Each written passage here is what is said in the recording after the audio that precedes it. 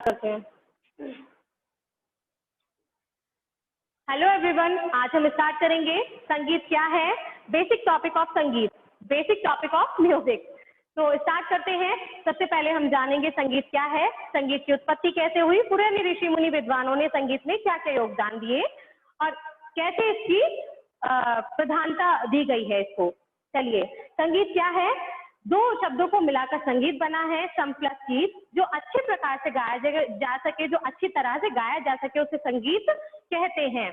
संगीत का actual meaning ये है, जो शब्दों का उच्चारण अच्छे से होना चाहिए, उसमें भाव हमारे अच्छे होने चाहिए, तो वही संगीत कहलाता है। लेकिन संगीत का तात्पर्य केवल कंठ से नहीं है, सिर्फ गाने से नहीं है, गायन, वादन और नृत्य, इन तीनों कलाओं के समावेश ही संगीत कहलाता है। इसमें गायक अपने गायक अपने गाने के द्वारा अपने भावों को प्रकट करता है, वादक अपने वाद्य द्वारा अपने भावों को प्रकट करता है, जो नृत्यांगना होती है वो अपने नृत्य द्वारा, इट मीन्स अपने फेस एक्सप्रेशन द्वारा, अपने स्टेप द्वारा, अपने जो भी सॉन्ग होता है उसे वैसे ही ढाल करके उसमें सारी स्टोरी उसमें दिखाती है, इट मीन्स अपने हृदय के भावों को दिखाती है। ठीक है। पंडित सारंग देव ने संगीत की परिभाषा संस्कृत में कुछ यूं दी है: गायन, वादन तथा नृत्यम स्वयं संगीत मुच्यते। इट मीन्स गायन, वादन और नृत्य तीनों कलाओं को ही संगीत कहते हैं। ठीक है। गायन, वादन तथा नृत्य तीनों कलाएं अपने हृदय के सूक्ष्म भावों को प्रकट करती हैं। जो भी इसमें होता है हम अपने मन से करते हैं, अपनी इच्छा से करते हैं। गायन, वादन और नृत्य तीनों कलाएं एक दूसरे से पूरक है। इट मीन्स जो गायन और वादन और नृत्य तीनों कलाएं एक दूसरे से पूरक है, लेकिन सबसे ज्यादा इसमें प्रधानता जो दी गई है वो किसको दी गई है? गायन को दी गई है। सबसे पहली प्रधानता इसमें गायन को दी गई है, क्योंकि जब हम एक वाद्य प्ले करते हैं और एक नृत्यांगना अपने नृत्य को दिखाती है, नृत्य प्रकट करती है, तो उसमें सभी इन दोनों चीजों में स्वरों द्वारा ही हमारी सारी महत्ता दी जाती है। इट मीन्स स्वरों द्वारा ही जब हम बजाएंगे तो हमें पता होना चाहिए हम किस गाने के लिए बजा रहे हैं, किसके लिए बजा रहे हैं। जब अभी जो तबले में स्टार्टिंग में जो बेसिक पार्ट सीखते हैं कुछ स्टूडेंट, तो वो भी बिना हारमोनियम के स्वरों के अपने उसको समपे, ताल को कैसे समपे लाना है, कौन सी मात्रा से चलना है, तो वो भी बिना हारमोनियम के या बिना इंस्ट्रूमेंट के या बिना स्वरों के वो भी अधूरे हैं। और एक नृत्यांगना बिना एक स्टोरी के, बिना गायन के अपने भाव प्रकट नहीं कर सकती। जब एक स्टोरी बनती है तभी एक सॉन्ग बनता है, और जब एक सॉन्ग बनता है तभी हम उसमें अपनी कलाकारी दिखा सकते हैं। ओके, चलिए संगीत की एक्चुअल डेफिनेशन हम देख लेते हैं। संगीत एक ललित कला है जिसमें गायक अपने हृदय के सूक्ष्म भावों को प्रकट करता है, तथा संगीत का अर्थ केवल कंठ से नहीं है, गायन, वादन और नृत्य तीनों कलाएं ही इसमें आती हैं। सभी को क्लियर हुआ? चलिए अब हम चलते हैं ध्वनि पे। ध्वनि क्या है? जो कुछ भी हम कानों से सुनते हैं वह ध्वनि या फिर आवाज कहलाती है। इसकी उत्पत्ति दो वस्तुओं के आपस में टकराने, इट मीन्स घर्षण करने से या आपस में टकराने से, जैसे लाइक हम खंजरी बजाएंगे तो एक दूसरे को चोट करेंगे, तभी तो उसमें से वॉइस निकलेगी। आवाज जैसे जो भी हम आवाज निकालेंगे तो जिसमें हम परिश्रम करेंगे तो उसमें से जो निकली हुई आवाज है वह ध्वनि कहलाती है। ठीक है। ये आपस में घर्षण करने से उत्पन्न होती है। वस्तु के आपस में टकराने से जो कंपन उत्पन्न होती है वही आवाज या ध्वनि कहलाती है। कंपन क्या होता है?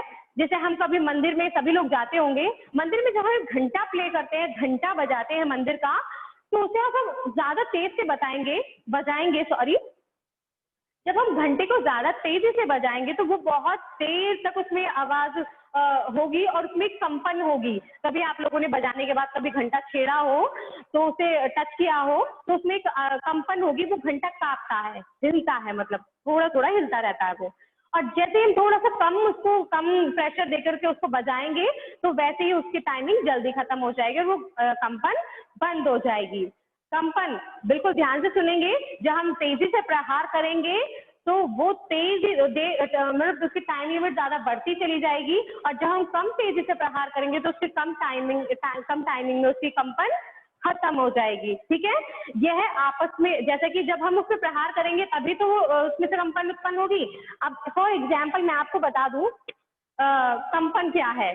कंपन और आंदोलन मीनिंग दोनों का एक ही है, लेकिन क्या है? कंपन। जस्ट लाइक हमने एक तानपुरे का तार लिया, तानपुरा ले सकते हैं, गिटार ले सकते हैं, गिटार तो मोस्टली सभी बच्चे जानते हैं। तो ये हमारे गिटार का मेन तार है, ठीक है। जब हम गिटार को पकड़ेंगे तो गिटार को पकड़ने के बाद जब हम उसको तार को टच करेंगे, तार को जब हम टच करेंगे तो वो एकदम हिलेगा, और जब हम इसे टच करेंगे तो कुछ ये यूं जाएगा और कुछ यूं आएगा। इट मीन्स कुछ ऊपर जाएगा और कुछ नीचे आएगा। टच करने से ही ये ऊपर नीचे आ जाएगा, उसे कहते हैं कंपन। ये हमारा हो गया मूल, मुख्य तार या मुख्य स्थान, ये ऊपर और ये नीचे, ठीक है। इसे हम तानपुरे का तार कहेंगे।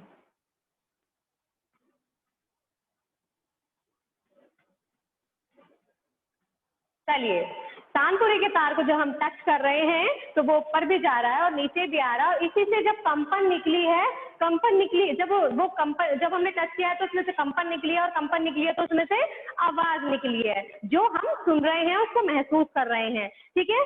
तो नाद, अभी हमने पढ़ा ध्वनि, और उसके बाद हम सेकंड टॉपिक पढ़ेंगे नाद। नाद क्या है? ध्वनि सभी को समझ में आ गई होगी। नाद क्या है? नाद एक साधारण आवाज है, जो आवाज संगीत के लिए उपयोगी होती है, सुनने में मधुर लगती है, कर्णप्रिय होती है, वही नाद कहलाती है। नाद जो संगीत उपयोगी मधुर ध्वनि है, वही नाद कहलाती है, ठीक है। सब लोग बहुत अच्छे से समझ रहे होंगे। आवाज और नाद दोनों का डिफरेंस हम देख लेंगे, दोनों में अंतर हम देख लेंगे। आवाज और नाद, इन दोनों की उत्पत्ति समान रूप से होती है, अर्थात दोनों प्रहार करने पर या फिर घर्षण करने पर ही उत्पन्न होते हैं, ठीक है। आवाज और नाद दोनों ही घर्षण करने पर उत्पन्न होते हैं, लेकिन हमें महसूस करना है कि संगीत उपयोगी ध्वनि कौन सी है और बिना संगीत उपयोगी ध्वनि कौन सी है। It means non musical sound और म्यूजिकल साउंड कौन सी है, वो हमें महसूस करना है, ठीक है। नाद हमारे कितने होते हैं तो मैं आपको बता दूं, नाद हमारे, नादों की कोई ऐसे एग्जैक्टली कोई पर्टिकुलर तो काउंटिंग नहीं दी गई है, जो हमारे विद्वानों ने बताया है।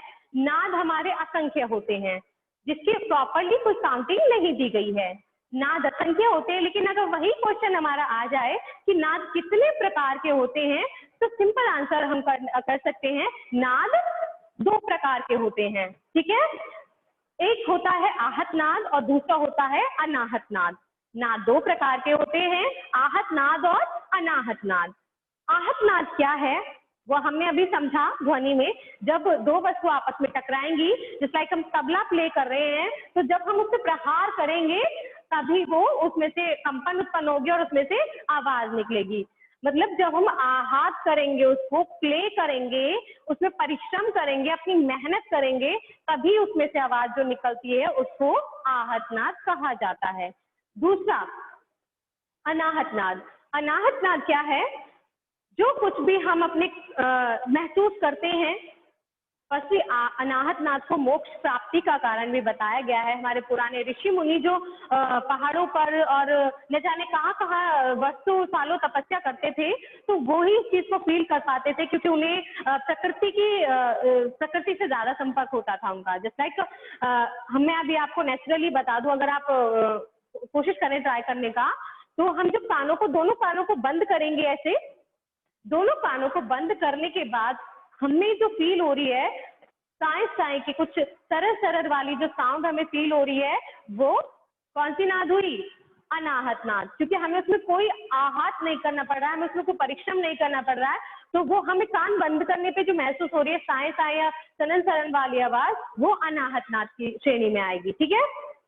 अनाहत नाद की श्रेणी में आएगी, जिसे मोक्ष प्राप्ति का कारण भी बताया गया है। हमारे ऋषि मुनि इस नाद को बहुत अच्छे से जानते और पहचान सकते हैं। और दूसरा जो पहचान सकता है, जो बहुत विद्वान हैं, संगीतज्ञ हैं, जो जिन्हें जो सालों पे रियाज करते हैं, सालों के विद्वान, मतलब बहुत पुराने पुराने विद्वान हैं, जिन्हें सभी संपूर्ण ज्ञान लिए बैठे हैं, एक वही है जो इसे महसूस कर सकते हैं। अभी कोई साधारण मनुष्य से महसूस नहीं कर सकता। सभी लोगों ने आहत नाद भी समझे और अनाहत नाद भी समझे। नाद हमारे असंख्य होते हैं। नाद कितने होते हैं? असंख्य है।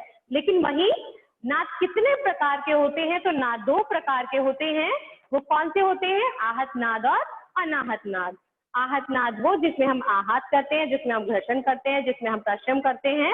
अनाहत नाद वो जिसमें हमें कुछ करना नहीं पड़ता। ठीक है, ये हमारा हो गया फाइनली। उसके बाद हम करेंगे, अभी नाद का हमने चैप्टर में एक बार डायग्राम द्वारा आपको समझा दूं, डायग्राम में कैसे इसको हम दिखाना है। ठीक है, इसे हम रफ कर देंगे और डायग्राम से हम देखेंगे नाद को कैसे हमें प्रेजेंट करना है। तो नाद पे पहले पे हमने नाद पे इस तरीके से पहले एक लाइन बनाएंगे, वो डायग्राम में बता रही हूँ आपको। हम एक लाइन बनाएंगे और इसमें हम 22 लाइन इस तरीके से बना लेंगे। अभी डायग्राम का मैं आपको फॉर्मेट समझा रही हूँ। तो कैसे 1 2 3 4 5 6 7 8 9 10 11 12 13 14 15 16 17 18 19 20 21 और 22। ये हमारी प्रॉपर काउंटिंग हो गई। 22 हमने यहाँ पे बड़ी लाइनें बना ली है इस तरीके से। और ये 22 क्यों बनाई है? क्योंकि हमने इन्हें श्रुतियों का नाम दिया है। श्रुतियां जो होती है वो हमारी 22 होती हैं और 22 श्रुतियां हमने इस तरीके से दिखा दी। लेकिन जब हम इसमें नाद ऐड करेंगे तो नाद की एग्जैक्टली कोई काउंटिंग नहीं बताई गई है, तो नाद हम इसमें असंख्य ऐड करेंगे। कहीं भी हम कितनी भी लाइनें ऐड कर सकते हैं, जैसे लाइक 5 4 3 2 या फिर जितनी भी हम चाहें उसमें हम नाद ऐड कर सकते हैं, क्योंकि नाद असंख्य हैं, उनकी कोई काउंटिंग नहीं है। सभी को समझ में आ रहा है? उसके बाद हमें इसे मेंशन करके बताना है कि हमने जो डायग्राम अभी हमने ऐसे बना दिया है। फिर ये तो हुई हमारी 22 श्रुतियां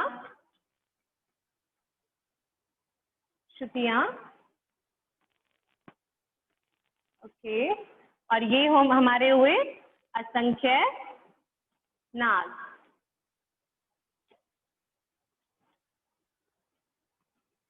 जिनकी कोई पर्टिकुलर काउंटिंग नहीं होती। 22 श्रुतियां क्या हैं, कैसे होती है, श्रुतियों की डेफिनेशन क्या है, उन्हें कैसे पहचाना जाता है, तो वो हम आपको कल बताएंगे। फिलहाल हमने आज नाद का टॉपिक क्लियर कर लिया, ध्वनि समझी। तो जितने भी स्टूडेंट हैं, अभी मुझे उम्मीद है सभी को जो भी मैंने समझाया बहुत अच्छे से समझ में आ गया होगा। और जितना भी मैं आपको करा रही हूँ बहुत अच्छे से समझना है, आपको करना है। और जहाँ भी कोई डाउट हो तो आप नॉर्मली मुझे बता सकते हैं। ठीक है,